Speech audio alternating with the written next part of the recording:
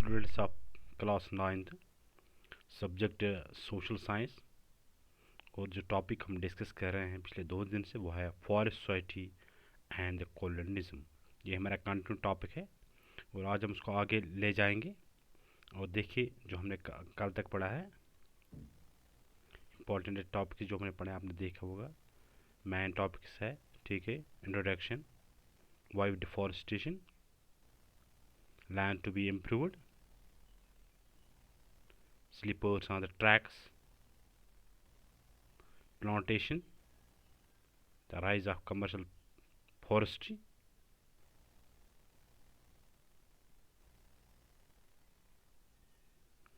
how were the lives of people affected, how did forest rulers affected cultivation। और आज हम उसको continue करते हुए who could hunt। Before the forest laws, many people who lived in or near forest had survived by hunting. This this customary practice was prohibited by the forest laws. Those who were caught hunting were now punished for poaching।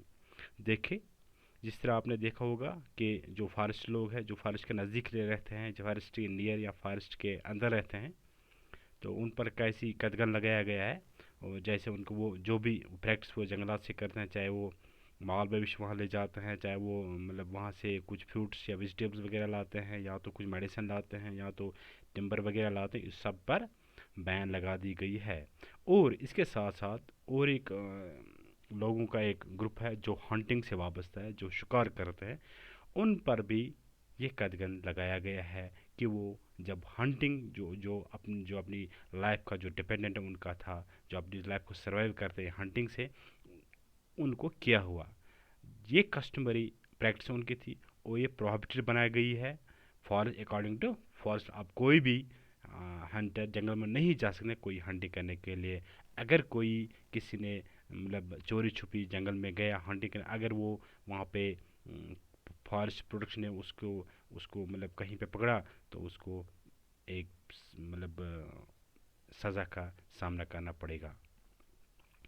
While the forest laws deprived people of their customary rights to hunt, hunting of big game became a sport। जिस तरह जब आम लोगों को hunting करने से उनको मतलब इस राइट से उनको मतलब महरूम रखा गया है, तो ये एक गेम बन गए और एक स्पोर्ट्स बन गया है। फिर मतलब कि अब जब ये हंटिंग नहीं, फिर कौन हंटिंग करेंगे। तो the British was large the British saw large animals as sign of wild, primitive and savage society. They believed that by killing dangerous animals the British would civilize India. They gave rewards for the killing tigers, wolves and other large animals on the grounds who posed to be threat to cultivators।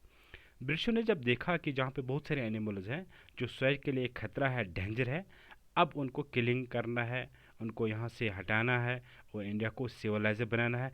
इन जंगली जानवर से India को मतलब छुटकारा मिलना चाहिए, क्योंकि यहाँ लोग जंगलों के नज़दीक रहते हैं। तो उनने क्या किया, उनने एक गेम बनाई है, उसको सपोर्ट बनाया है। तो उनने कहा कि they gave reward for killing of tiger. जो टाइगर को किल करेगा उसको रिवॉर्ड मिलेगा। Wolves and other large animals, बहुत सारे जो एनिमल्स है जो इंसानियत के लिए खतरा है, जो वाइल्ड है, जो मतलब कल्टिवेटर्स के एक थ्रेट है, जो उनको मारेगा उनको रिवॉर्ड मिलेगा। लेकिन आम जो इंडियन है उनको इस चीज़ से दूर रखा गया था। अब कौन कर रहा है ये हंटिंग, ये अब खुद वही ब्रिटिश लोग करने लगे हैं, क्योंकि उनको अवार्ड मिलेगा।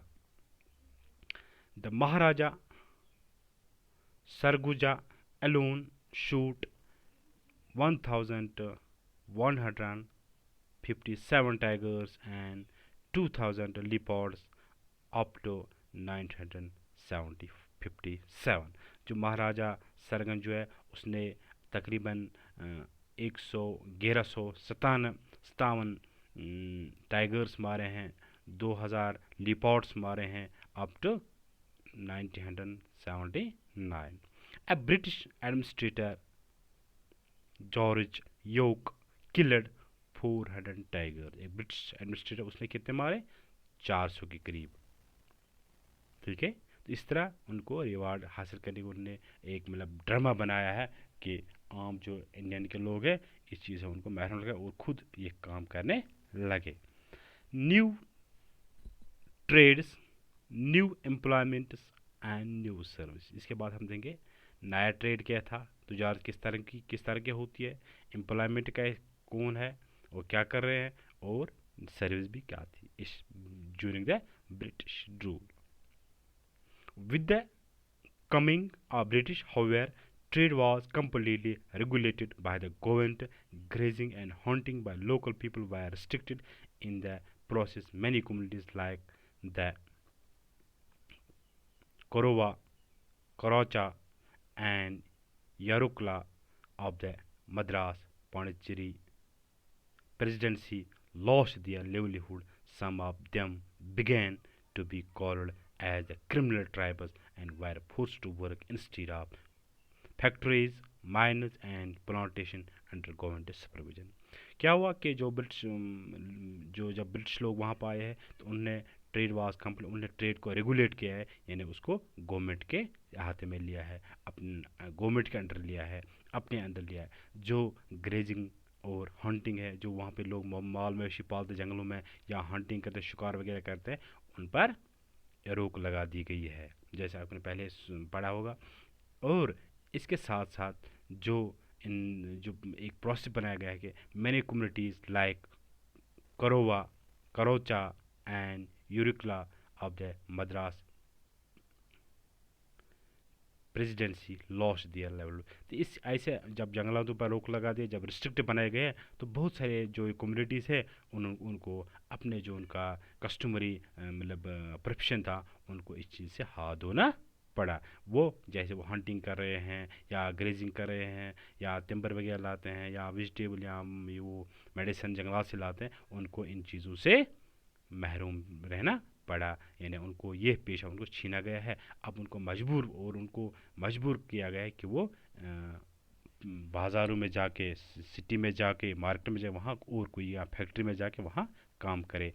और उनको भी ये भी कहा गया कि ये लोग क्रिमिनल ट्राइब्स है, उनको एक लेबल लगा गया क्रिमिनल ट्राइब्स। अगर इनमें से कोई ये काम करते हुए देखे, जो चाहे वो हंटिंग ग्रेजिंग वगैरह, तो उनको सज़ा मिलेगा। And were forced to work instead of factories, और उनको फैक्ट्री में मजबूर किया गया कि वो फैक्ट्री में काम करे, माइनस में काम करे, प्लांटेशन में काम करे, अंडर गवर्नमेंट सुपरविजन, यानी जो भी काम करे वो अंडर गवर्नमेंट सुपरविजन करेगा।